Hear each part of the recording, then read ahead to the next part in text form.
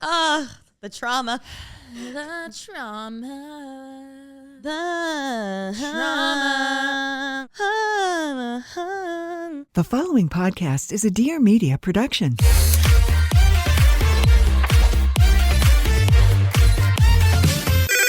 Pretty basic.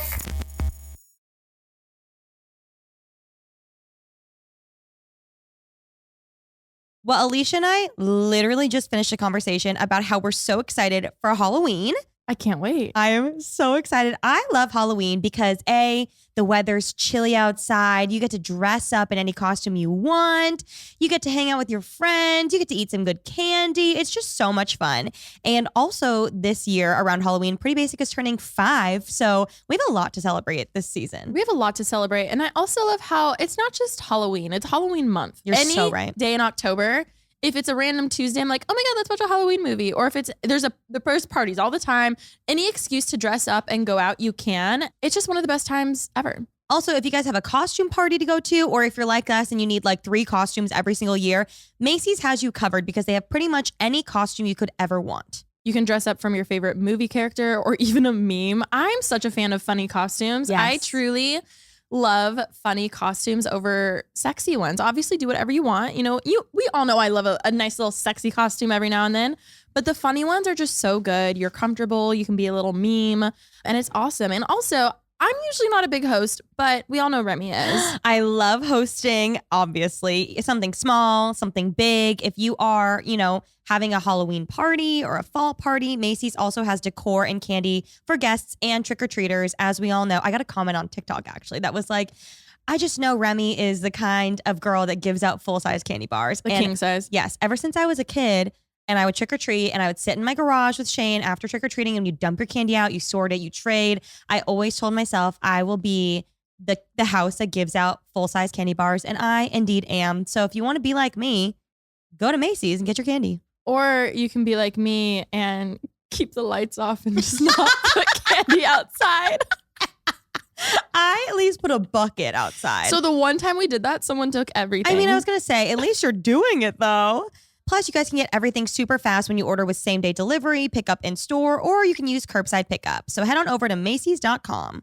Woo! Hey guys, what's up? Welcome back to your favorite podcast on the internet. This is Pretty Basic. I'm your co-host, Alisha Marie. And I am your other co-host, Remy Cruz. It's so funny because the small chance that someone who's listening to this has never listened to us before gets that intro, but like the people who've been with us for 5 years, they're like, bitch, we know. We get it. That's so true. We should be like, hey, house. Hey, what basic bitches? We wanted to say basic. Well, okay. I feel like overall, basic babes is what we wanted it to be basic bitches, but we were like, but like maybe we should be a little more PG and just call them like basic babes. Yeah. But we'll leave it up to you. Do you identify with babe or bitch? Or maybe it changes daily. I was just going to say, I think I change daily. When I'm feeling bitchy, I'm a basic bitch. But when most of the time I'm a basic babe. I feel like today you're like very cutesy and like you're a basic babe. Thank you. Today I'm a basic Blink because I'm channeling my Jenny from Blackpink. I love it. Thank you. How are you doing? I'm honestly doing pretty good. Good. Things have been really good. I love that. You know, unlike some of the listener stories we have today, because damn, some of y'all are not doing good. Yeah. So let me just give a little backstory. We're just going to get into it. Let me give you a little backstory. One of my best friends has been going through her first situationship, and it has been very rough. And she has told me that I have free will to speak about it on the pod. And basically, she was over at my house and we were just like divulging on everything that happened and just going through everything. And like, he fucking sucks. And if you watch this, I fucking hate you. And I hope that you crash and burn. Just kidding. Not the last part. But I hope that you really think about what you did to her because she's fabulous. And I hope that you really work on yourself and don't do this to other people because it's just really upsetting. But anyway, she came over and we were talking about everything, and I was just giving her all of my advice from like my own personal situationship, which I've like talked about here on the pod. And it's really crazy because I was going through it while we were on the pod. Podcast. Like at the very beginning of the podcast, I feel like it was when it was like on its tail end. I still want us to re-listen to some of the first maybe in honor of the 5 years. I really up. would rather not. We started Pretty Basic 5 years ago in October. It's almost October. Yeah. It's October by the time they're hearing this. Mm-hmm. Like, I feel like we should re-listen to some and just hear where we are then versus Everything. now. I think that'd be really fun. I know I should. I think I just feel so badly for myself back then. No. I feel like you're gonna listen and you're gonna be like And laugh. You're gonna be like, Yeah. ah! That's what I kept telling her. So I was giving her all this advice, and yes, I was going through a very long situationship at the time when we started this podcast, and I feel like I was talking about it a lot, but like alluding to it, like very behind the, like I'd be saying stuff on the pod, hoping that he would hear. I would say stuff on the pod, without outright saying who was it about or what it was about. But you obviously knew what was going on, and you were like the only reason I got through that fucking situationship. But also, I was the Delulu friend who was like, "Oh my god, maybe he's in love with you. will Actually, change him." Yes. Like I was that friend. I'm so sorry. No, which we all need one of those friends. But I was giving her all the advice from my experience. I was giving her advice that you taught me during that time that really stuck with me all those years. Oh my god, I love and again, with her full consent, I was like, can we talk about this on the pod? Because I know this is a universal experience. Obviously, everybody's situation is individual to them. Also, it has a name now. I think for the longest time, people didn't really, they'd be like, we're not together, but we're a thing, and da-da-da-da. And now the word situationship has gone, it's like so viral. Yeah. Which like, if the small chance you don't know what it is, no problem. That's probably great because that means you're not in one. Or you're going to hear the definition and be like, oh my God, I'm in a situationship and I had no idea. But the actual definition is a romantic or sexual relationship that is not considered to be formal or established. So you're basically friends with benefits without the friends with benefit title that you both agree on or whatever. But you're like, we're together, we're doing all the boyfriend, girlfriend things, but there's no title. Someone right now is like, But they don't even know. I know. I mean, with my friend, I feel like she didn't even really put it together too. So I thought they were official. Yeah. I didn't realize they weren't official. They weren't. And I'll give you guys like some of the details of my friend, but I also just think like this would be very cathartic for people to hear. I want to give a disclaimer that again, everybody's situation is individual. I will say there were very like commonalities between my situationship and her situationship, my friend's situationship. So I'm just kind of speaking to those today. Obviously, we're aware that like everybody's situation is different.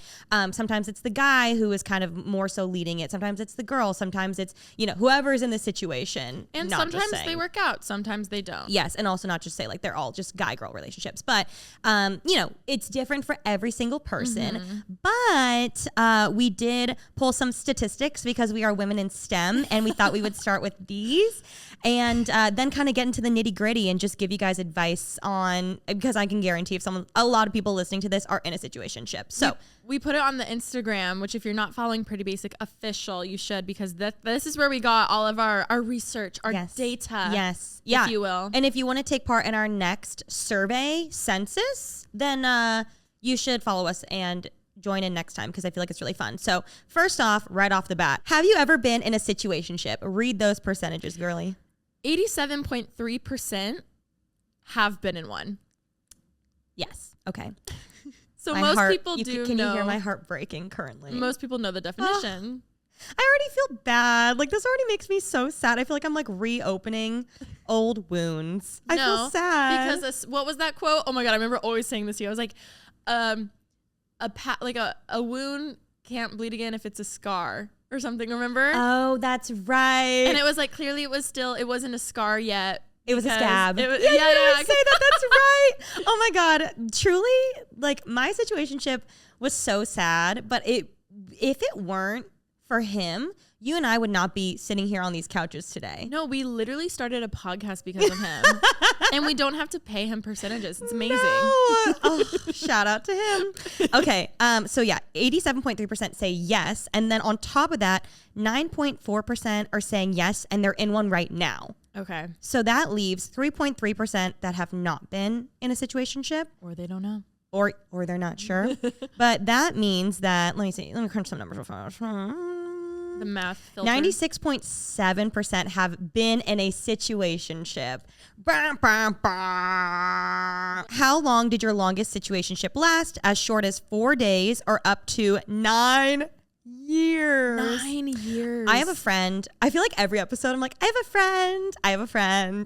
But I really do have a lot of friends. But I have a friend that has been in a situationship since we were in college, which was 2013.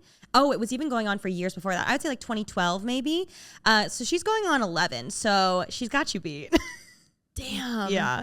See, Yeah. I think my heart just goes out for those people because I feel like those are and I could be fully judging the situation from an outside and not be seeing the whole thing. But I feel like and I know some people truly don't want to get married. And I love when a couple can agree on that. They're like, no, I don't want to get married. We're both just living our life, whatever. But I always hate when I feel like one of them's lying. Like they're just going with the other person's opinion of like, oh yeah, like we don't want to get married. But I'm like, and then they're in a situationship situation, but it's just because they're going with the other person, what they want. And I feel like that happens more times than not. Yeah. I mean, when you're in it, I feel like there's so many things. I like need to tap back in that brain. But I do think with mine for so long, I wanted to fix him. That was the thing. I was just like, that happens so frequently. And again, I'm just speaking to like my situation, but I wanted to be the one that he chose. I wanted to be the one to like, you know, be able to, again, just like fix him. I think I was willing to take breadcrumbs to be able to like give myself that title.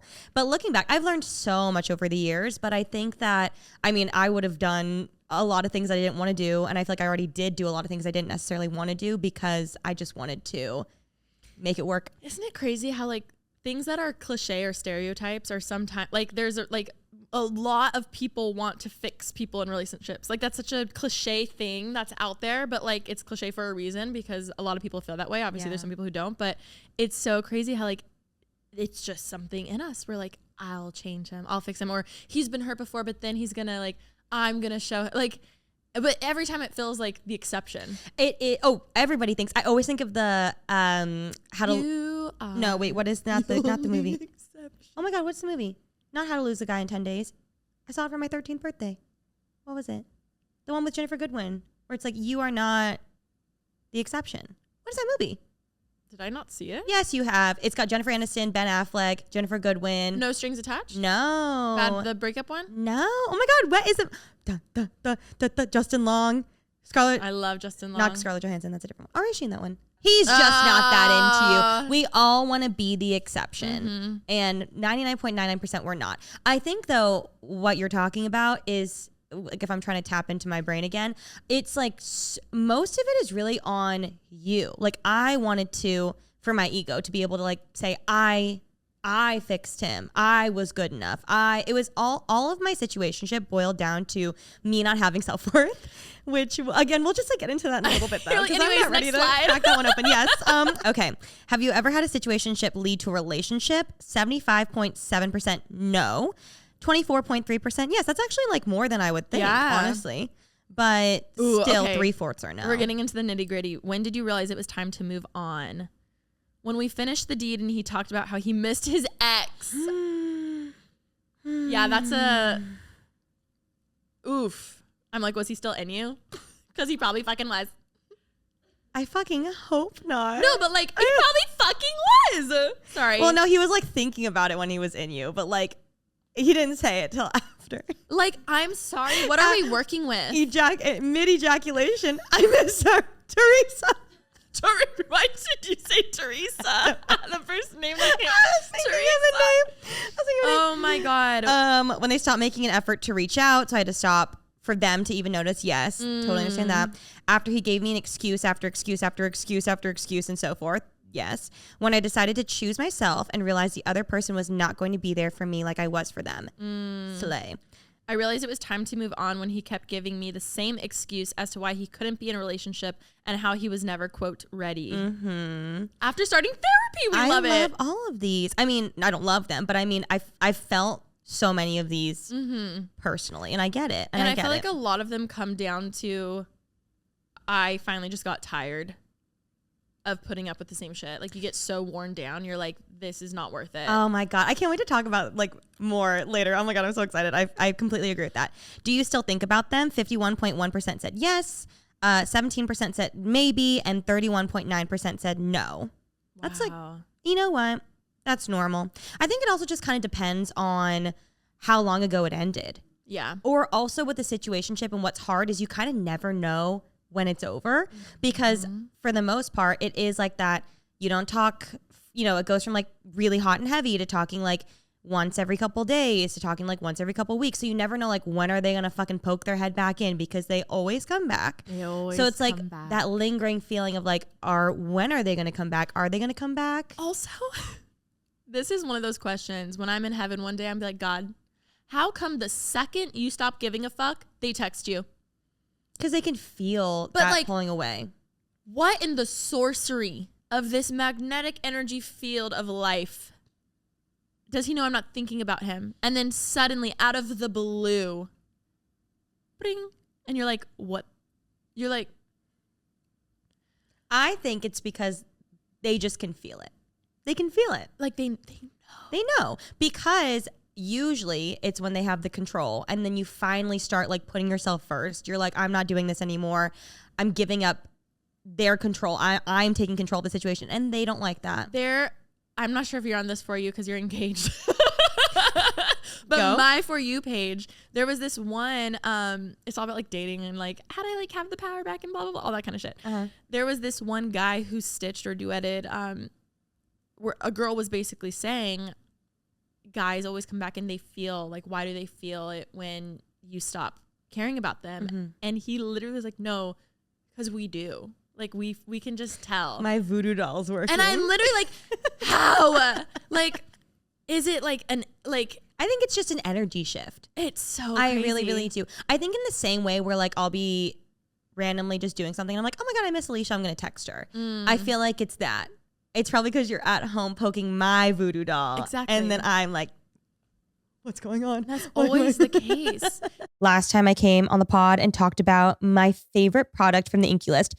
Do you see? Well, you can't even see it because it's gone. Yeah. I had the biggest pimple on my face, and then I picked it and it was like dark. Oh no. I used the Inky List succinic acid treatment. I swear by this, you guys. I talked about it in a vlog.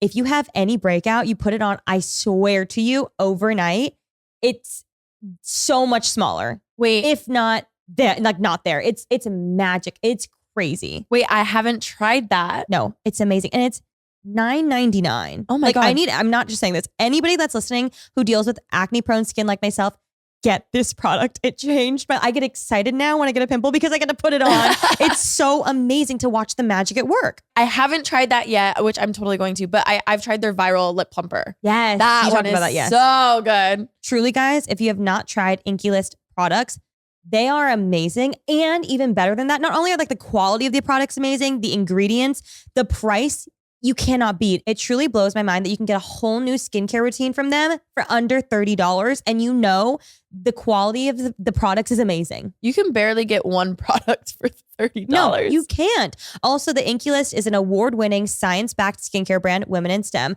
that has the right ingredients at an affordable price to get the results that you're looking for. We all have different skin issues. Like for me, I have acne-prone skin. I have oily skin. I have massive pores. We all have something.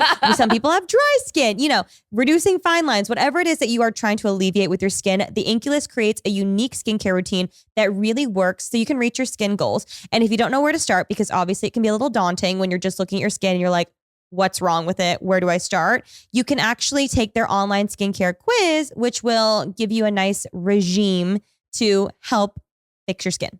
Right now, the Inky List is offering our listeners 20% off their first purchase with promo code BASIC. Go to theinkylist.com, spelled INKEY, and use promo code BASIC for 20% off your order. That's theinkylist.com, promo code BASIC. So Alisha came over last night. I did. And she got to see all my Halloween home decor. I literally pulled up to the front door, right? And I look and I'm like, Remy Wood. There's like little ghost things and new like the pumpkins on the side. Like I literally was like, I'm not gonna lie. When I saw all your decor last night, it made me want to decorate more. Did I inspire? You inspired me, Remy. You know what my favorite part of all of my home decor is? The candy bucket that I have. Oh my God, the candy bucket. I went in. Here's the thing though. I did a lot of shopping for home decor and you know how it feels like a lot, but then once I spaced it around the house, I was like, there's a one candle and a pillow. No, it reminds me after you go shopping for decor and you're like, Yes. I got so much stuff. And then you come home and you're like, oh, maybe it was only a few things. But you know where I don't get that vibe from? Macy's. Because you know why? Why? They have such good deals. I feel like I can get so many things for such an affordable amount of money. I was also going to say, I'm going to hit up Macy's to buy, because it feels like it's all spread out. I need more decor and I want to go all out this season. So I'm going to go to Macy's and get so much fun Halloween and fall decor to make my house actually look and feel like it's decorated at an amazing price. I do like how it really puts you in the mood. The mood. The mood. So it's October, which means that it's Halloween all month long. I mean, Alisha and I, we've got to plan our pretty basic costumes for when we're sitting here in the studio. I can't wait. We've got parties that we have to go to, you know, so many events, photos, Instagram shoots, all the things. So we need tons of costumes. So Macy's is great because they have pretty much any costume that you could ever want. Plus, you can get everything super fast when you order with same-day delivery. Pick up in-store or use the curbside pickup. So head on over to Macy's.com. When you're in the situationship, you know when you're constantly checking your phone, like, did they text me? Did they look? Yeah. Did they watch? All that kind of stuff. The second, anytime you actually get a text is when you're not on your phone. Oh, it's like when you least expect everything in Can life. you say what you did? What did I do? Your phone. The ringtone. Yeah. I thought about that the other day. Yeah. What about it? And I think you should share with the class because honestly, it's like, is it genius or is it self-sabotage? I believe I'm a genius. So I started this when I was in my situationship. I mean, did I keep it up till now? Am I like so many years out of the situationship? Yes. So like, was it a lifestyle change? Yes. But I was so crazy towards the end of this because I was like actually losing my mind. I was just telling my friend who I was giving all this advice to that like the situationship that I was in made me a completely different person. Like it really made me absolutely bonkers. Do you like my new word? I start saying bonkers now. Cute. So one of the things that I did was, especially towards the tail end when like I was getting texts like once every few days, maybe like a week in between. Or a month in between. Like so long in between. But if the texts were to come, I needed to be ready.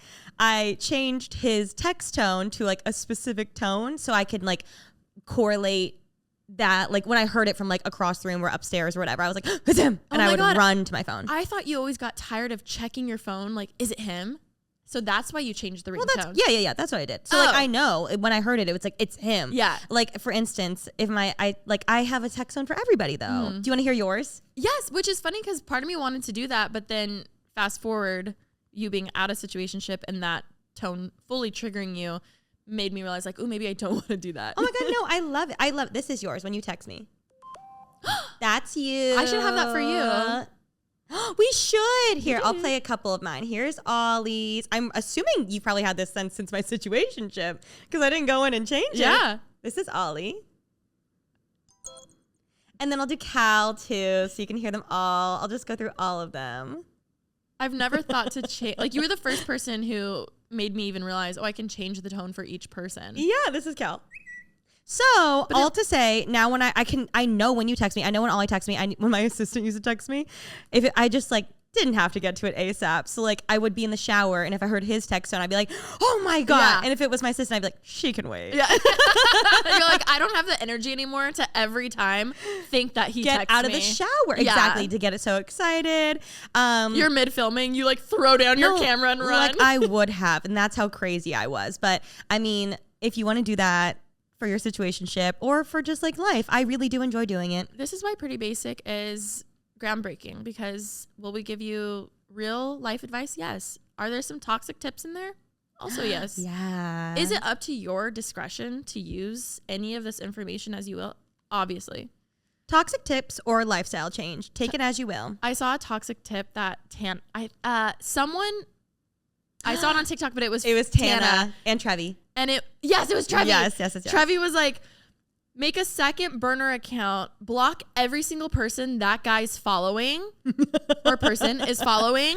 And that way, any new follower they have, you'll see. That's so you can see. And then Tana was like, I taught her this. And I was like, that's insane. That is crazy. But I feel like so good. There's so many little things you can do. I mean, at my time in the situationship, I feel like Snapchat was pretty big. So like the biggest thing I would do Not me like admitting these things with my full chest. Oh no, like we're here. I love when I say things and then the comments are like, you couldn't waterboard me to get those things out.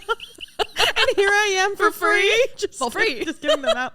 But I would just keep track of the snap score. So like if I wasn't getting texts for like, hours and hours, but their snap scores going up, it's like, oh, it's me. Well, the biggest one was just Venmo. I remember. Oh my God. That was tracking Venmo. when you see the guy that you are in a situationship with, sending someone money for drinks or something, you're like, oh.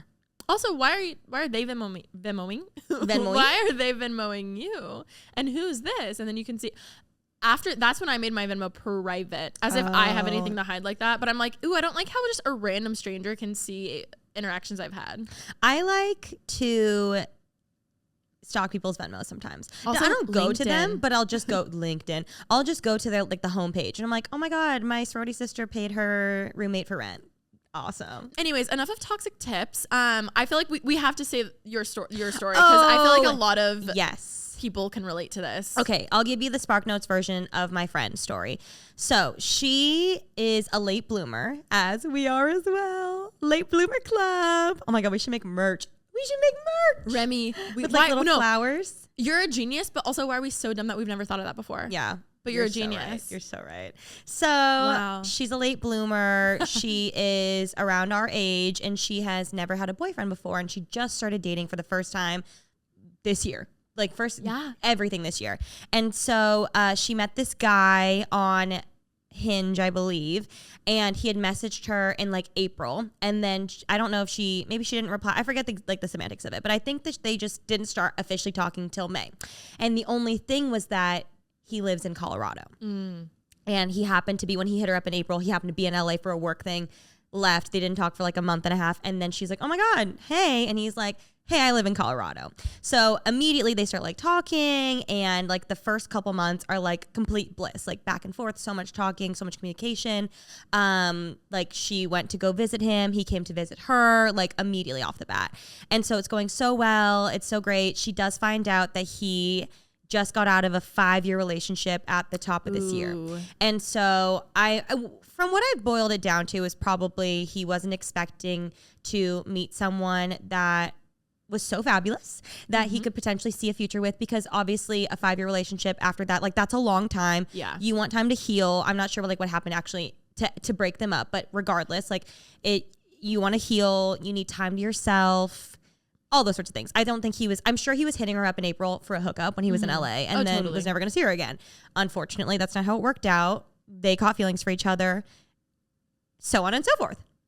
But if you know you don't want to be in a relationship, why would you text someone 24/7 every single day? So, okay, yes, agreed with that. So basically it goes on for like 2 months, hot and heavy. They're talking all the time. They're FaceTiming like 24/7. Nonstop, visiting each other, meeting each other's friends. Like when she went up to go visit him the first time, he like took her to a party. He like, and granted, okay, let me just say, this is the story that I heard, like from up until like a week ago. This is like the extent that I've heard, and this is what I had heard. He took her to a party. He took her to like meet his friends. He took her like out to these restaurants. They went to a concert. Like so fun, so in love.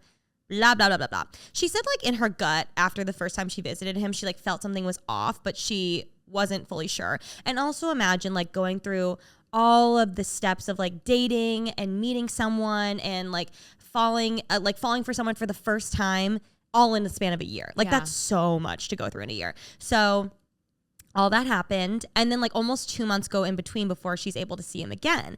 And so she was telling me right before she left very recently to go see him for the second time to visit him, she was like, yeah, like I'm freaking out. I'm so anxious about everything. Like I've had like multiple anxiety attacks every week. Like I just feel like the communication went from like really good for the first 2 months to almost nothing the past couple months. But she's like, I already like fell for this guy. I like him so much. Like, I mean, he's letting me visit him. Like he told me I can come visit. So, I mean, that has to mean something. She goes, he takes her on a couples trip with his like best friend and his girlfriend. So that's why I thought they were official. Oh, yes. Oh, like, yeah. I was like, oh my God, you're flying to go see him? Like, I mean, you would think. And so she was, right before she left, she was telling me, we went to coffee and she's like, I want to be official, but I'm not sure when he's going to want that because he just got out of a relationship and he's like, that was his whole thing. I'm still like working through my problems, blah, blah, blah. And rightfully as he should, but don't waste someone's time while doing that. And know that someone's like obsessed with you and string someone along, like the breadcrumbing of it all, the stringing along of it all. So she goes, he takes her to a concert. He took her to a different part of Colorado and went with his best friend and his girlfriend's like a couples trip and like spent like a weekend in a cabin or something. And then she came back home and she's feeling like really, I told her, I was like, before you go, like, I know you want to DTR. I know you want to put a label on it. I know you want all these things because they were just exclusive at the time. Yeah. She's like, we're exclusive. We're not actually official. Then that's why I was like, I swear in my head, I heard that they were like, okay. I don't know at what point they were exclusive, but probably like in the first 2 months, I'm assuming maybe they like decided let's be exclusive. 2 months later, she goes and visits him again. And she comes back. And I'm like, how was it? And she's like, it was good. Like it was fine. You know, we did all these things. Like the actions were making it seem like there was going to be more. And I had told her, don't ask to DTR while you're there because if it goes wrong, you're going to have a horrible time. Oh my God. Yeah. Worry about it when you come home. Come home. Let's divulge every little detail, go through it all. And we can figure out like when is a good time. I think you should put yourself, like you should ask, but even that's such good advice because no. Think about it. Like, yes, it makes sense.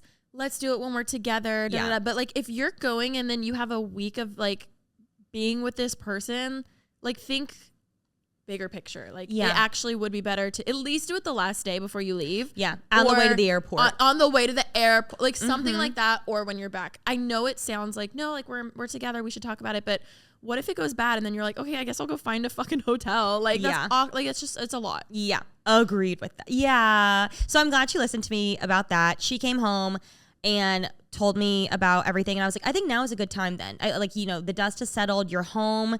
You're both like on a high after this amazing trip. I think now could be a good time where you could just like, hey, let's jump on a phone call. Hey, how are you feeling? And then I had told her, I was like, I think that I don't think ultimatums are good and I don't think you should do them. But I think also if you want the girlfriend label and he's not making moves, I think that you could, you know, express that this is something that I want. If you can't meet me there, then I understand. But then I need to date other people. Like we could still see each other, but I need to see other people as well because I'm not going to waste my time waiting. And so I told her, I was like, timeline whenever you want to do that though, whether that's in like tomorrow or that's in 2 weeks or that's by the end of the year, whatever it is, you decide. And so that was our plan. And so she's like, you know what? I'm going to just text him tomorrow and I'm going to go from there. I was like, beautiful. I get a screenshot from her the next night, sitting there watching Suits, enjoying my time, surrounded by all the dogs. All the dogs. And I get a screenshot. I know, I get a screenshot that's just like a text, and all she says is, can I call you? And so I like barely even read it. I was like, call me now. And I went upstairs, and basically, it's so... I hate this man. So keep in mind, like everything that I just said is all that I've heard. Like it sounds good, and it just sounds like a lot of her anxieties exactly were coming from overthinking or having it be her first time like really like liking someone, like which all of that comes with the territory. And so she basically is like sends me the screenshot and I should just read it. This episode is sponsored by eBay Authenticity Guarantee. With eBay Authenticity Guarantee, whether you're looking for a head-turning handbag or a watch that says it all, jewelry that makes you look like the gem, or sneakers and streetwear that make every step feel fly, eBay is making sure the things you love are authenticated by real experts, because we all know there's no feeling like real. These days, to know for sure you're getting the real deal, go straight to eBay. When you're searching, just look for that blue check mark. It will say Authenticity Guarantee. That means when you buy it, you can be confident that it's going to be authenticated by real experts through a hands-on, detailed inspection. Every stitch, sole, logo, and inch of it, they're making sure it's the real thing. Listen, when you're finally ready to buy that thing you love, you have to make sure you're not going to catch a fake. They're everywhere, and it's really tough to tell the difference for yourself. With eBay Authenticity Guarantee, it's easy. Again, just look for that blue check mark and you know it's checked by real experts. Whether they're specialized in sneakers, streetwear, watches, jewelry, or handbags, these are real people who really live for this. That way, when it hits your doorstep, not only do you know it's real, but that feeling you get when you put it on is also for real. Nobody that I've ever met in my life loves eBay more than my dad. Really? He is on eBay 24/7. Truly, for any gift, Father's Day, birthday, anything. I'm like, what do you want? He's like, eBay gift card. Mr. Cruz, I did not know this. He loves scouring through eBay to find deals, to find, you know, shoes. He loves like nice shoes, nice golf clothes, anything that he could possibly want because he loves a deal. And the authenticity guarantee is absolutely perfect for him so that he knows that he's getting what he's paying for. Well, now I know to get your dad gift cards for eBay. He loves. I had no idea. Love it. Ensure your next purchase is the real deal. Visit ebay.com for terms. So she texted him. She cut it off, but something along the lines of like, hey, just like checking in. How are you feeling after the trip? Like didn't even get to like label or anything. Keep in mind, like she's visited him. She spent money to see him. He's come to see her. She's met his friends. Like he says, Hi, I'm very sleepy from a long day. I'm feeling worried that I am not at where I hope to be by now, and I'm scared that all I'm going to do is hurt you at this point because you deserve to not have to have someone who treats you better and feel sure of where he's at and what he wants. Keep in mind, they've been talking for like months now. You couldn't even do that over a phone call. Like you had to just throw that when she's like, hey, just checking in. How was the weekend for you? So then she replies and said, I've really fallen for you, so my heart is a bit crushed to hear that. You know I'm willing to be patient, but I don't want to feel like I'm forcing myself on you. Nonetheless, I appreciate your honesty. Can I have a few days to think everything over, and then maybe we can chat on the phone this weekend? Which I was like, good. I think that's good. Work on, just like, if you were to reply right now or get on the phone, like you're going to be hyper emotional. Let's like sit and think. And then he replies back, I know you have, and all I want to see is you happy. It feels like we are nearing a point that would require a step up and commitment to each other. No fucking duh. What? And I know I'm not there at all. You're such a kind-hearted and loving person that I'm sure you would say you're willing to wait, but I don't feel that it's fair for you to have to wait around for someone who doesn't know when/if they're going to be able to give you the affection you deserve. Of course, you can take all the time you need to think about it, and you know we always have a good line of communication. Do you?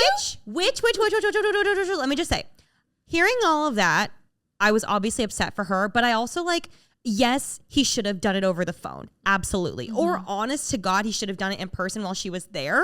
But I'll even give the pass. Like they didn't come up in a conversation. You were still figuring out your feelings. Okay.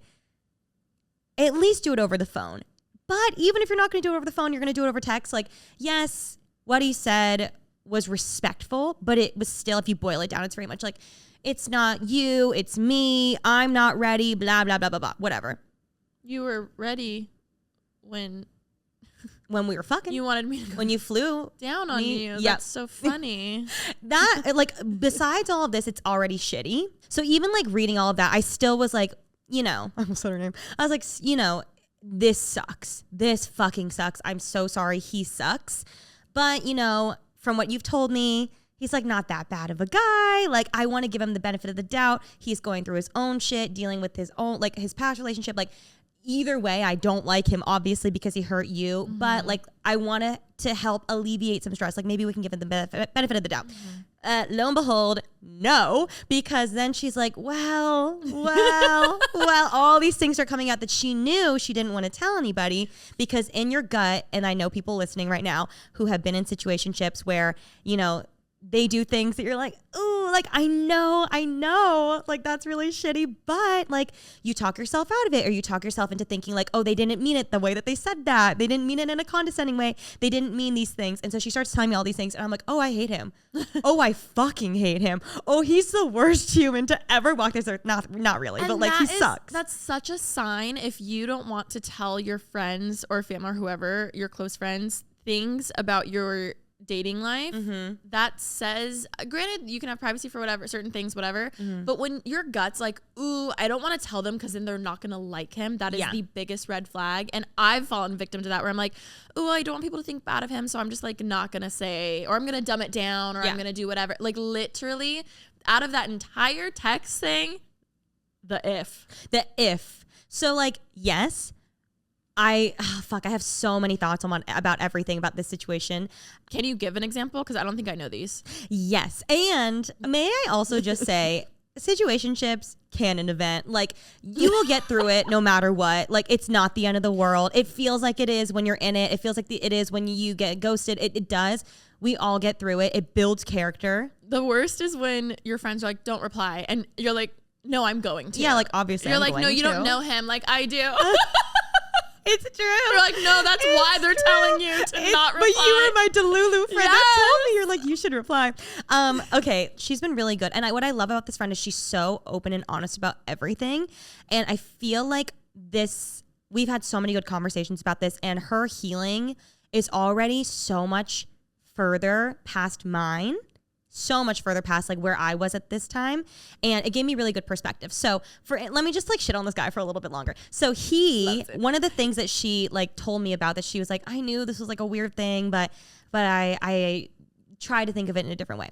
So she was actually being so funny. She said she got there. I think this was the first trip.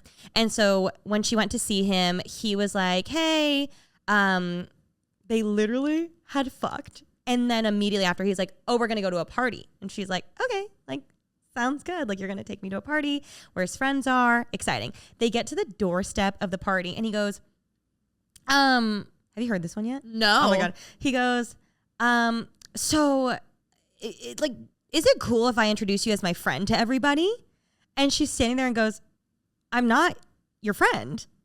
I literally like flew here to see you. We've been talking for months every day. Like, no. And he's like, oh, I guess I can just like introduce you as X, your name.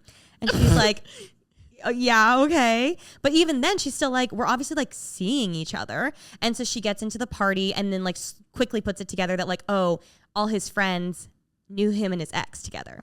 And so, you know, they're at the party, they're like standing together. So obviously people are like, oh my God, like, are you guys dating? How did you meet? I've never seen this girl before. Yes. She doesn't live here. Obviously does not live here. Yeah. It's not your cousin. Imagine he doesn't introduce Cousin fucker. And so then, she's like, oh my God, yeah, like we met on Hinge. We're like, we've been talking, whatever. And when they leave the party, so no PDA. He's not holding her hand. They're not kissing. Like nothing at the party. I didn't ask. I was already just like sick of him. I didn't care to know anymore. And so like as they were leaving, he starts telling her how, you know, he bringing her to the party gave him so much anxiety, and like having to introduce her to people gave him so much anxiety. And it was so anxiety inducing for him and blah, blah, blah, blah, blah. And so she's like obviously feeling like really shitty. And so then when she gets home, she had told him like, hey, that didn't make me feel good. Like, I didn't feel like you were like this progressed anything for us, like this trip. Like, I just don't feel like, you know, like you didn't say anything about the future, whatever, how she was feeling. And he says, I introduced you to my friends. I took you to that party. You met my friends. And I was like, not him turning that on you and weaponizing that. What? So that was one thing. And then she was telling me how I'm speechless. I know. So like that, she was like, that was something though that like I knew in my gut wasn't right. It didn't make me feel good. I should have listened to it. But I kept thinking like, well, and he introduced me to my friends. And like from my situationship, for instance, I did meet a lot of friends as well. Granted, it was only like in the midnight hour. Lame. They were It was only like in the midnight hour. But for me, I would always be like, oh my God, well, like he introduced me to his friends. Like we hang out. We're Exactly. friends I know his friends. Like his friends like me. Like that has to mean something. No, it probably doesn't mean they like as much as you think. physically were just drinking a beer at the bar. They were just like there. Yeah, literally they were, there. and they were there. So I told her, I was like, it's, you know, one of those things where you have to like listen to your gut more. And this is the advice that I want to give. Listen to your gut more than like the actions, because even though actions do speak louder than words, sometimes actions have malicious intent. Sometimes actions have, I don't want to say malicious.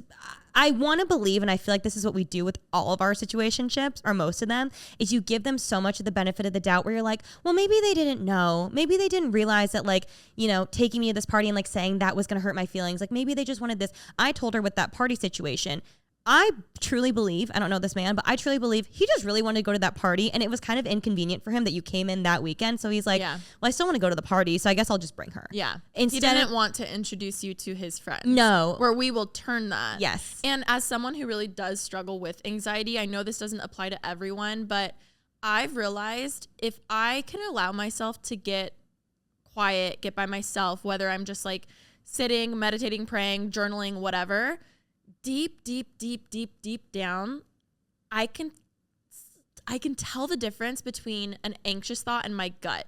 It takes me a long time to sit and be quiet and like really like focus.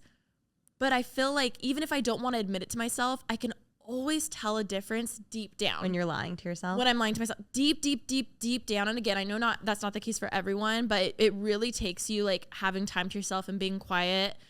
And like, I can tell a difference. Do you have any tips for someone that wants to do that? I would truly say like whether it's journaling, therapy, whatever, or just be by yourself, like be off your phone for like an hour, just sit, be with yourself, like deep down. I feel like I can tell the difference of like my intuition versus just anxiety. What about like our friend who's at the party and it's loud, there's people, and she's having like these feelings kind of creep in and she wants to like channel into that?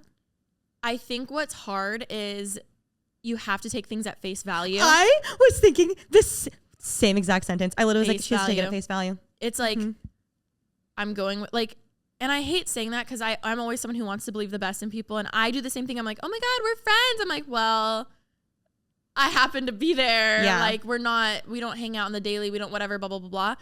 But if like him saying that at the door is a very like noted. Yeah. That's how you see this. Yeah. And I'm not Yeah. going to fight for that. Yeah. Like I also just with, if you have anxiety or not, I feel like anytime someone pulls away, your initial innate reaction is to Chase. reach after. Mm-hmm. And that's why there's this push and pull of a power dynamic of who has the ball in their court. Because whoever has the ball is more chill. Yeah. Who's more like, oh, it doesn't matter. I don't have to reach out. I don't have blah, blah, blah. And it's like, and your initial reaction is wanting to not have there be distance. You're like, oh, I want to feel closer. To get they're, it back. They're running. I want to come back. And like in the end, you need to do the opposite. Like if they don't want you, they don't deserve you. And I know it's so much easier said than done. Again, I have my real advice versus my toxic advice. I literally sat at dinner with her and I was like, here's my advice is you deserve so much better. And like, what does he have to offer you? You can find that here in LA. Like if you just want someone to have fun with, right? Like literally. You could find it anywhere in the world. I was like, don't text him back. He's going to hit you up. I was like, text me. oh, Don't text him. might I just add, agreed with that. Is it okay if I jump in? Yeah, my last thing was my toxic advice is since you are going to text him and I know you're going to, at least text me the crazy stuff. Like instead of being like, I've fallen for you, I'm like, text me that. And then that way you get it out of your system and then you can like be chill with him. Yes. That was my toxic advice. No, and I love that. Going off of that, one time my best friend was down bad.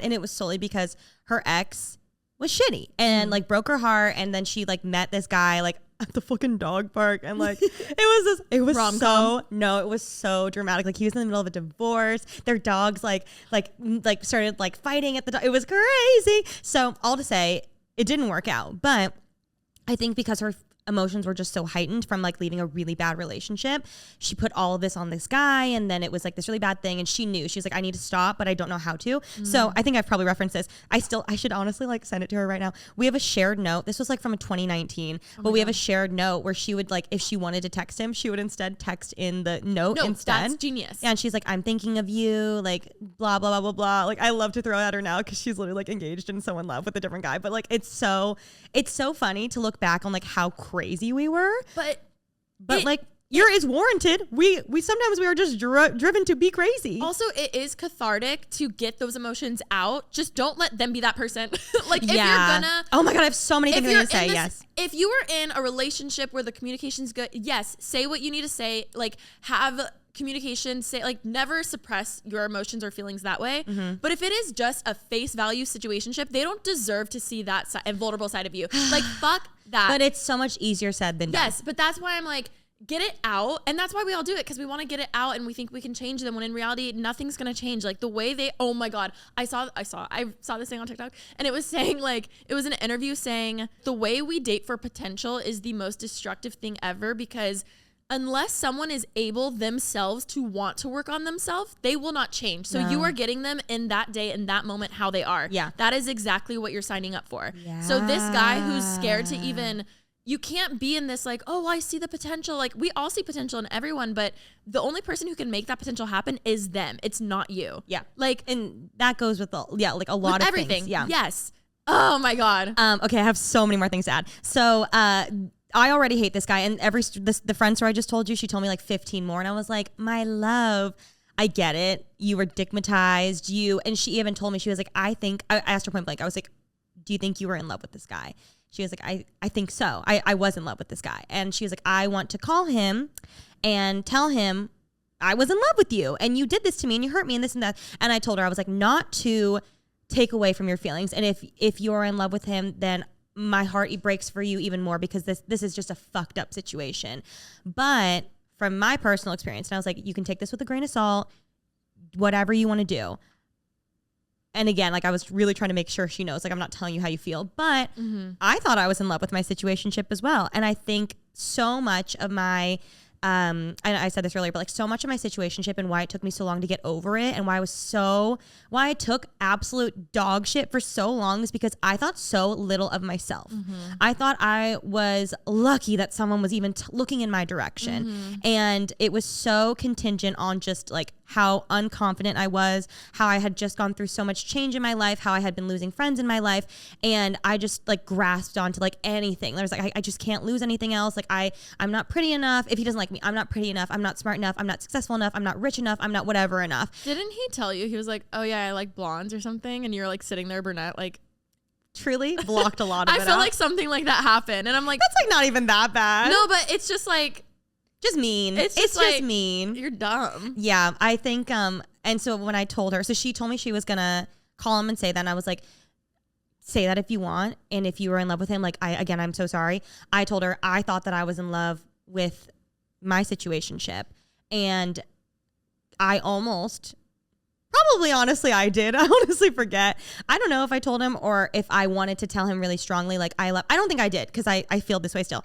I'm so glad I didn't say it back or not back. Well, yeah, back. Yeah, but back. I didn't say it. I didn't like call him and say like, I love you, because it was such a twisted, manipulative form of what I thought was love, but it was really just like obsession and infatuation. And once I met Cal and now I'm like truly actually in love, I'm like, that was not even different. close to love. And so I told her, I was like, and I think that it's a special case scenario because Cal is my first love, but for a long time I thought that situationship was my first love. And for her also same thing. Like this is the first guy she's ever liked. So I'm like, I don't want you to waste that on someone and like look further in the future and be like, fuck, like I thought that, I hate that I said it. And so I told her, I was like, really, like if you want to, again, of course, and I'm not trying to take anything away from her, but from my personal experience, I'm so happy that I didn't, because I really thought it was, and now I know it wasn't even close. Also, I have so many thoughts. I literally feel like we could do a whole second episode just reacting to their situationships, because we still have so many that we haven't even gotten to. Yeah. Okay. One, falling in love with the idea of someone is a huge part of situationships. The idea of who you are in that. Also, follow me on this. I truly think a lot of situationships, you fall in love with who you are. You fall in love with feeling wanted. You fall in love with feeling like a new version of yourself. You fall in love with the side of you that is now open and loving. It's less about them. Like in reality, you're like, wow, I love being not a girlfriend, but I love that side to me. I love allowing Wow, that's a really good point. So in reality, y'all, you're in love with yourself. It's not them. They're doing nothing. They're really not adding. They're really doing nothing. They're truly They're laying just there. Yeah. And you are the sex goddess. you are the one who's like you're falling in love with a version of you you either haven't met yet or has been buried down for a long time. It truly, like even with this girl, I was like, okay, what can he offer you that makes you have to fly every single time to see him? You can still see him, but I guarantee you can find that here. If that's just a fuck buddy, if that's just to have fun, like, is it his personality? You can find a good personality and a good dick here. Yeah. Like, you can find that. I swear to you, it's not him. Like, I think this is just a new level for you. And it's like, obviously, you're going to text him, call him. My advice was do whatever you need to do to heal from this. However, you saying you love him, what do you want from that? Yes. Do you?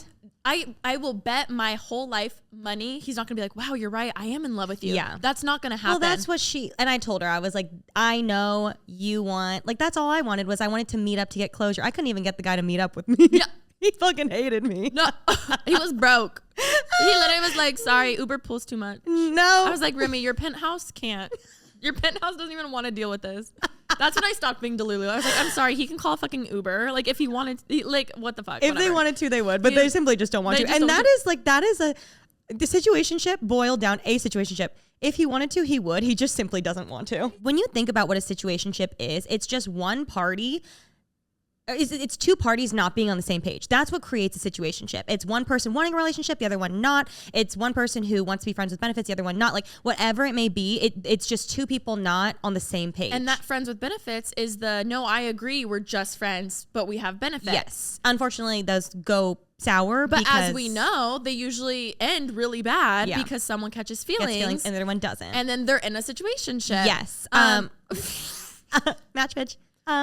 Back to our friend. Yes. I already, again, as I said, like there are so many things. Like she was saying that on the most recent trip, they went on that road trip and it was like silent the whole time. And she's like, what I thought was just like, she was like, comfortable silence. She was like, now I'm realizing he was just pulling away and didn't want to talk to me. She was like, la-di-da. She's like, wow, I don't feel like I have to fill the have empty to say silence. anything. We're so comfortable with each other. Or even she was saying like very early on, even in those 2 months where, there was a lot of communication, like via text, via FaceTime, whatever.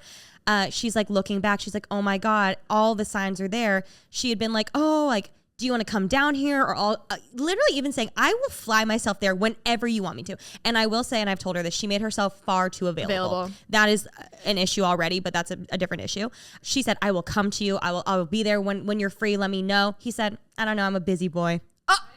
I'm sorry. I'm so sorry. I would also bet my life earnings and savings and net salary that she is more busy than him because I know her. Agreed. And also, yes, you are a busy boy because you're not a fucking man, you piece of shit. Anyways, so one thing she said to me too when she came home was, this was before all the shit went down. Like she came home, we were divulging on everything, and then we were deciding like, what are we gonna do from here? Like, and then we made this decision, reach out to him.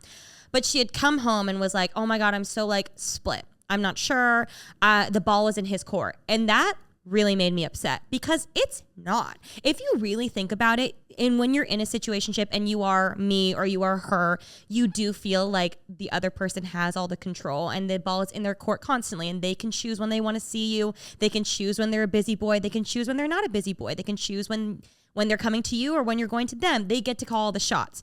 But as we started talking more, I was like, here's the thing. The ball is actually in your court. You just have to claim it. Like you have to decide when you're done. A situationship will end when you decide you're done, because I'm just speaking to my situation and hers, but like both really aligned, where it's just over time we stopped talking, but both guys were very much like, I'm just not ready, but like respect you. Like you take the time. Like I understand you want more. I can't give that to you. But then when you keep hitting them up after, like, that's fine also. And again, like when he texted her all those things that I read earlier, I was like trying to give him the benefit of the doubt. But what made me the most mad, even more than the friend thing, even more than the busy boy thing, she said, I would really like space, please. Like I need some time to get my thoughts together. He texts her the same day, like 12 hours later, and is like, like I fucked my ear up on the basketball court. Something random. Something so dumb. So fucking dumb, and like absolutely no one cares. And it was probably karma. And then of course just like re-triggers all those feelings. And then she's like, oh my God, well, he's thinking about texting me, like these small things. It's like you have such little respect for her that you can't even respect the fact that she asked for a day or two or just some time. Like you really try. And this is what it comes boiled down to, is like he just wants to remain thinking that he's a good guy. That's it. He's only texting her right now and saying this thing about the basketball court or whatever. Sorry, I said it was karma. I'm being so mean. I'm sorry. No, bitch. I'm sorry. I love it. I'm sorry. I really do hope your ear is okay. Like I'm not wishing No, that. you don't. No, bitch, stop. I'm not wishing that on him. No. You like when someone deserves, like, I'm not wishing harm on him though. I hope you're doing not sitting fine. here with a voodoo doll, but that's harm, okay? But like karma. Yeah. Karma is my boyfriend. I got really upset. Yes. And I got really upset that I told her, I was like, he is simply sending you this text because he wants to feel like a good guy in the end. Like, oh, I'm not the kind of guy that like does that to a girl. I'm not the kind of guy that like strings her along for 4 months. And then when she has to ask me, what are we, after seeing me twice, after fucking me countlessly, after all these sorts of things, being like, oh, I just want the best for you, actually. Also, he just doesn't want anything to change. He's not saying, I don't want you, let's go our separate ways. Yeah. He's like, no, like, when are you coming back? He wants, I don't even know if it's even that. Well, granted, I'm sure part of it's that, but for being long distance, I'm sure part of him just wants companionship, to be able to text someone when he gets lonely. Or he just doesn't want to be exclusive anymore, but doesn't want to change anything about them. That's so fucking stupid. There's so many things. Oh, I will say, so the advice that you gave me that I kept giving her was, I told her, I was like, in your gut, you know the whole time, but you just ignore that. And like, again, it's a canon event. It's okay. But the part from when you meet until like with the part from when you meet, the day that you meet until you become like official, that should be the most fun, easy time. It's like, I remember I think it was my aunt who had like explained it to me when I was going through mine of like, I always imagine, and I think about it a lot, like a track, like a racetrack. Like you shouldn't have to pull them to the starting line to start a relationship. It should be so easy and fun. You're getting to know each other. You like can't wait to see each other again. Like can't get enough of each other. Like Cal was so persistent with me and pursued me so hard. I was like, whoa, this is a lot. But eventually I gave in and it worked out great. There's also a world where that didn't work. That's always how it happens. It was like, he'd be like, I'm coming over tonight. I can't wait to see you again. I'm coming over. Can I come over tomorrow night? The guy should always be more obsessed with you. I mean, in a lot of situations, it works out better if that happens. In general, if you're with someone who likes you a little bit more, my mom always said that growing up, like marry someone who's just like a little bit more in love with you than you are in love with them. Kind of a toxic way of thinking, but it does make it a little bit more I feel like fun. because it's easy, like when you're the person who has so much to give. Yeah. That just comes natural and like you have that foundation. I don't know. It's like, it's a weird, I always didn't feel great about that way of thinking because I'm like, oh my God, like I want to love each other equally. But all to say, you shouldn't be dragging someone to start at the finish, at the starting line. That's not normal. Like it's common, but that isn't how relationships should be.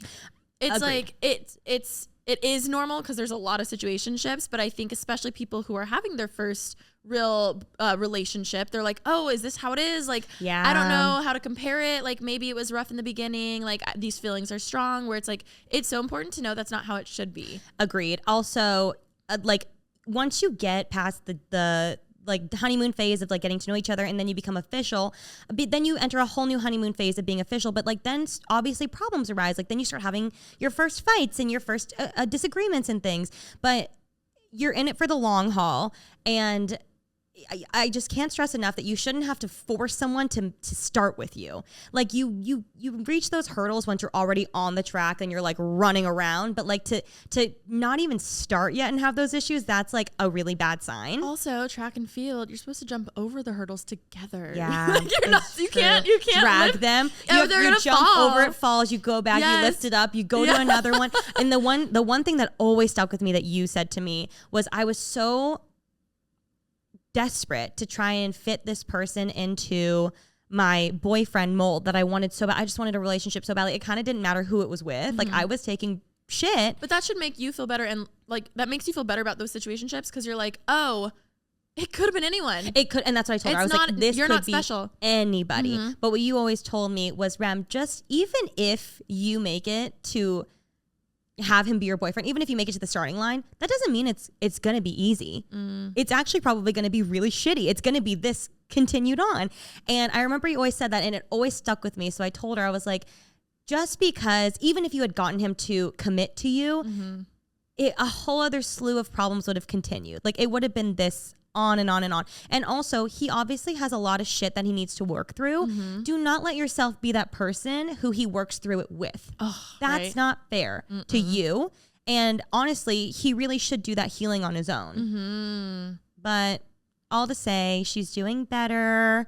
She's on the up and up. And it just sucks because it's like you just have to go through that shit.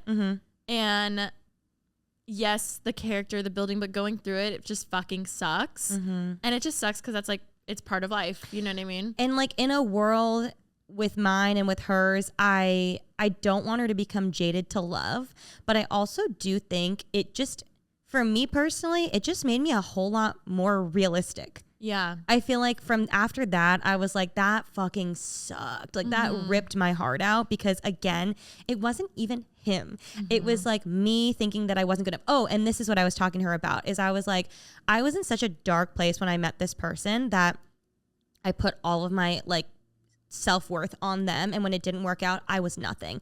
She was like, luckily, she was like, if I had met this guy a few years ago when she was going through the same thing, because we all go through that multiple times in our life, she was like, I would have been fucking broken. It would have been so hard for me. But she's like, luckily, because I waited so long to date, I've done the self-work. I know I'm that bitch. I know my body's fucking amazing. I know that I am amazing. I know that I'm smart. I know that I'm a catch. Yes. So it's his loss. Like as much as it sucks, it's his loss, which I never had that thought ever with my situationship. But I think it was solely just a time and place thing. Time and place. I feel like that's why timing is so, it's different for everyone. And for people who are like, oh, I've never had a relationship or like, oh, I just want to like get this over with, etc. I'm like, dude, I think this is why I preach so much about like, no, like fuck that shit, blah, blah, blah. I literally would have had no backbone when I was 19, 20, 21. I would literally be married with kids because I wouldn't know how to speak up for myself. Like, but you did speak up for yourself. Not as much as I would have now. Yeah, but you still did. But I didn't. Like you. But wait, did he end it with you? And like, what was the nail in the coffin for you with your relationship? I think I was so willing for whatever he wanted. And that's why I think now I'm so like, no, fuck that. Like, and thank God I'm not married with kids back then. If that's your path, that is fine. But I know for a fact that was not my path. And with the wrong person, like, I am so grateful things ended how they did because I wouldn't have had the backbone.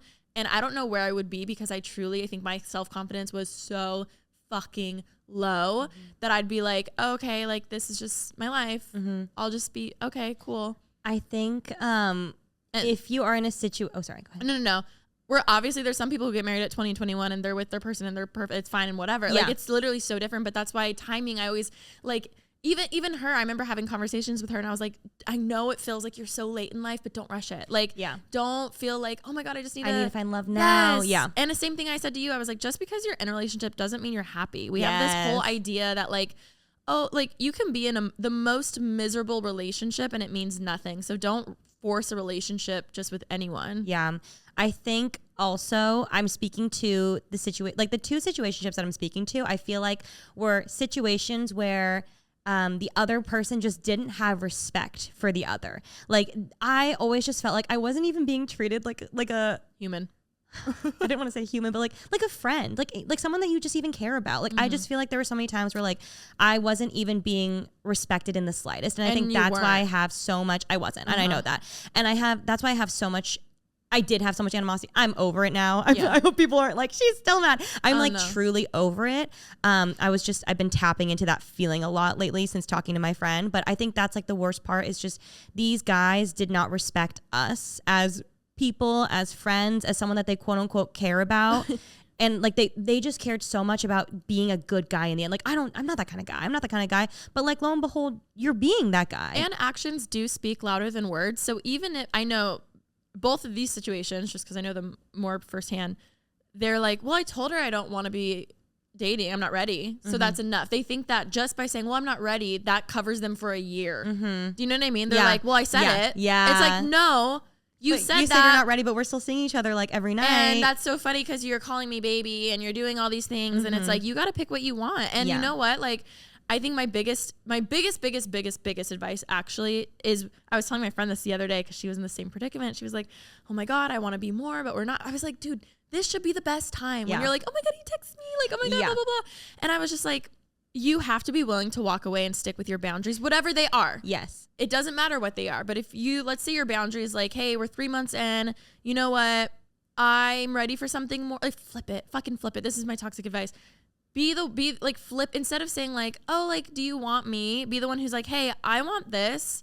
And if you can't give me that, I fully respect that, but I don't want to waste your time. So we can be friends. We just can't fuck anymore. Like, I'm gonna, you're not for me. Yeah. And but the hardest thing is you have to keep it to that. You have to say that. You have to like actually mean it and be willing to walk away. And like, when you flip it, they're like, what? I can be that for you. And then like, why are we working to please men? Like, men should be the one fucking pleasing us. I'm just like, I'm sorry. The fact that most men don't even know how to make a woman orgasm, and yet we're still working for them to love. Like, I'm sorry. It's true. Like, really think about it. They should be pleasing. They should be on their fucking hands and knees. Baby, just get. We're not gonna clip that one because we're gonna get the fucking 30 the men again in the comments. Just kidding. You know what? Let them see it. No, I don't care. It's true. And also, no, wait. Have you seen the TikToks of the guy? These are so good. There's these TikToks going around of these guys on a whiteboard. It was like, how to get a woman to orgasm. It's like step 1, and they all come up. They go, and then it switches. The next guy, he's like. Or like how to know if she has. It was literally the funniest thing ever. And I'm like, yes, like own it. Like it's okay. Like, oh my God. A woman's body is complex and beautiful. That turns me on, just you being self-aware. Yeah. You know what I mean? Absolutely. Instead of those macho men who are like, oh yeah, Yeah. When DJ Khaled was like, I don't go down on my wife. Oh my and God, then The that's Rock was right. like, I know how to please my woman. I was like, fuck yes. That's right. I forgot about that. I agree with that. I think it's like but it's so much easier said than done. Like setting your boundaries and following them. I mean, in a dream world, we all want that, but it's just, that's not, it's usually not the case. I will say what will make it easier is when first weekend you're like, hey, I'm just having fun. Like we can check back in a few months. That at least gives you a leeway of like, hey, we already talked about this, the time's coming, etc. Or tell your best friend like, hey, give me 4 months to have fun. I might get my heart broken, but check in with me and see how I'm doing. Like just something so you're not in.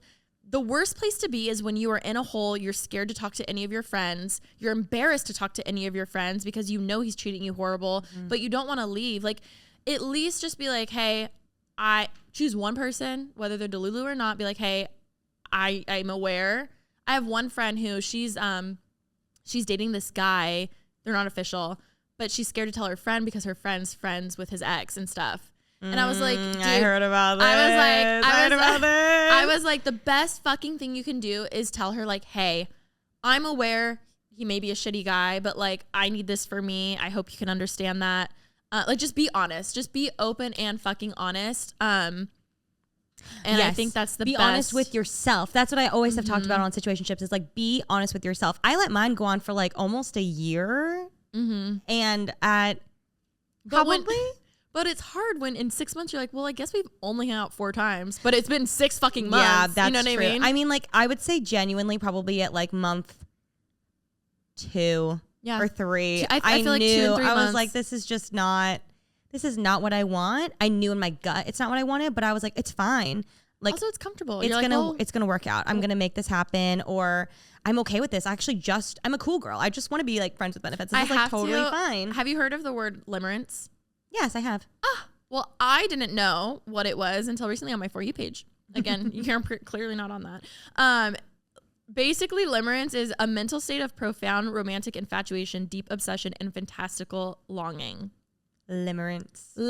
Can you use it in a sentence? Limerence is a term that was coined by psychologist Dorothy Tenov in the 70s, relationship therapist. The experience can range from euphoria to despair, like hot and cold, like all over the place. It's the same idea of you falling in love with potential or a person. Like you are just in a state of like, I'm obsessed with you. Yeah. And then you take a few steps back and you're like, why am I thinking about you 24/7 when like we're not friends? We're not even a thing. We're not together. You've made it clear we're not together. So let that be a little, maybe you're in love with yourself. Maybe you're in love with the love you have to give someone. I love that. And to end this conversation, 2 little last notes that I want to say. I feel like from my personal experience and what I hope my friend doesn't go through, but if she does, again, canon event, rite of passage, do whatever you want, girly. For me, again, when I said earlier, like the ball is in your court, you just don't even know it. You don't even feel it. I had a revelation when you were saying that. When they first start it and it's like a jump of who gets the ball, I feel like that's most situationships, but you assume they have the ball the whole time. But in reality, it's like, what's your next move? Like, do you know what I mean? No, I completely get I what feel you like mean, that was my revelation. Sorry. No, you're so good. I agree with that. I think, yeah, for a lot of times it feels like the opposing team has the ball the whole time. But really, in all actuality, most of the time, you're calling the shots. You can decide when you're done. With this guy, with my guy, it was all the same of like, I don't want it, but like still calling you, still texting you all the time, still acting like things are fine, even after he just says that. Like, what they're really saying is like, they don't give a fuck about you. So you have to be the one to step up for yourself and be like, I'm done. I don't want this anymore. Don't talk to me. Block them, delete them, or just simply stop replying. Like if they're not going to respect you enough to understand and like really mean what they say when they're like, I respect you too much. Like I'm not good for you right now. You deserve like someone way better. Okay, then leave me the fuck alone. Yes. Give me that respect, but they don't because they don't actually mean it. Also, look for the icks. That's an ick. Yeah. Like, I told her, you're not obsessed with me. I told her write down everything she told me. The party, the busy boy. And I was like, every time you want to text him, just look at that. Look at that list. This Just look at literally that. goes back to what you were saying. All of the stories we said earlier. He gave me excuse after excuse and so forth. I decided to choose myself after I realized he was not going to be there. I realized it was time to move on. Like most of these have the I just got so worn down and tired, and I was done putting up with it. And unfortunately, that person, you have to decide when you're done. I was gonna say, along with that, I felt like with me, I always imagine like a roller coaster, like up and down, but as it's kind of like cascading and descending. Because in the beginning, when it was like so hot and heavy, I remember being like on a high, and then when it like went bad, it was so low. And you mistake those high for love. You those do, emotions. you do, and then also though, I will say, over like the course of the year, there of course it was up and down, and I feel like that is what a situationship is, but I was never able to get as high as I once was. And it just is kind of like that, and you kind of take that shit until you're like, it's not even worth this like baby bump high that I get anymore, because it's gone from like a level 10 high to a level 9 to a level 8. Every time something happens, it's just like you can't get as high as you once did, because you lose faith in that person, you lose faith in love, you lose faith in yourself, and you just eventually get like fucking exhausted by it. And then you're like, I'm done. And then even when they still hit you up, you're like, no, I'm actually done now. And that's kind of how I feel like a lot of them fizzle out and end. Now, I will say also, I feel like these situationships that I'm talking about are again very alike, but also like a little bit more, not extreme because they weren't extremes, but just like a little bit more than like some situationships. Some situationships are like on a very like low level and aren't like, we don't need to read into it this much, I will say. But I do think my last note that I want to end on is I told her, if she does want to reach out to him, like in a dream world, I hope she just never talks to this man again. I hope that she's done and never speaks to him again, never sees him again. But I told her, if you in your heart, and I'm like speaking to camera, if you are in a situationship right now and you want to end it and you want to say something to them, don't say anything that you think will make them change their mind. Don't say anything that you don't actually genuinely want to say for yourself. I told her, I was like, at the end of the day, he frankly doesn't care. At the end of the day, he doesn't have much respect for you. So if you're going to say something, like don't even try to go in there and be like, I'm going to make him feel bad, or I'm going to make him be in love with me, or I'm going to make him whatever. Don't play games to try and make him come back to you. Like I was like, just if you have things that you want to say for yourself, absolutely call him up and say those things.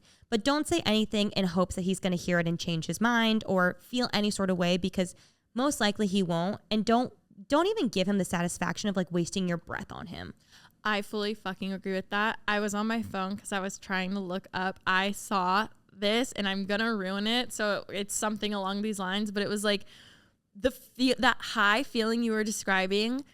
Those are the same exact chemicals that become released when you literally are addicted to drugs. Like that's why your brain, you literally can be addicted to that feeling and that love, like that roller coaster high is the same way. It's literally the same part of your brain. I was trying to look it up so I could sound so much sense. like a woman in STEM, but I'm not. But literally, like, look it up. It's so crazy how like our brains are so powerful. And again, this brings it's not him. It's your brain. But I was laughing earlier because I pictured you at that time, the roller coaster. I pictured you on the Santa Monica Pier roller coaster. Yep. You came back to the front, and I see you being like, again. like hysterical lashes up, hair, and they're like, again. It's true. I mean, you just stay on that roller coaster for as long as you until you're sick. Until you're just, I don't want to look at the fucking Santa Monica roller coaster again. Like that's it. That's, I feel like, how usually the cookie crumbles. And from what we read earlier, it seems to be that is it, just in different fonts. Oh, let me just say also, at the time that I was in my situationship, I had 2 college besties that were also in situationships. Mine didn't work out. One of my friends didn't work out, but my other friend is now married to him and has a beautiful baby girl. So I'm like, yes, I know I just shit on situationships and men for a very long time, and I feel very true in everything that I said, but I also just want to let everyone know, like, there are worlds where it works out and it's beautiful and it's amazing. And so yes, I just wanted to say that. Because someone's like, oh, thank God, I am the exception. I think let's think that we're not the exception, but like there's a world where it could work out. Well, whether you're in a situationship or not, a relationship or not, boundaries are important, communication's important, and you can't have you have to have that in everything. And also just remember, they're not that great. No. It's like you are falling in love with yourself. You literally And that's a beautiful are. thing. And that's not Delulu of us. No. And it's, again, a canon event, and it's a good thing to be realistic and to learn to move on with your love life after. And then it teaches you good lessons that you can carry on through the rest of your life. And I have one last thing I want to say too. Yes. if you're the friend of someone who's going through this, let them go through it. Like, don't yell at them. Don't like make them feel less than. Don't like throw shoes at them. Don't throw shoes at them. Like, truly, it's part of life, and it's something. Unfortunately, you want to help people not make the same mistakes as you, but like, you have to let them live life and learn. And when you're the one who's like, don't do this, don't text them, don't talk to them, like, they're gonna do it anyway. Like, yeah, just don't be like, I don't know. I'm very passionate about that. I mean, you were my Delulu friend, but when you really boil it down, you were the friend that knew I was already going to do something. Everyone already knew I was going to do something, but like, you were the only friend that I felt truly comfortable being so honest with, because I knew you wouldn't judge me, you wouldn't get mad at me. So many of my friends, and at the end of the day, everybody wanted the same thing for me. Y'all were just trying to protect me and protect my heart. But I had a lot of friends that were like, stop talking to him. And then if I was like, yeah, I saw him again, they'd be like, you stupid bitch. Like, why are you doing that?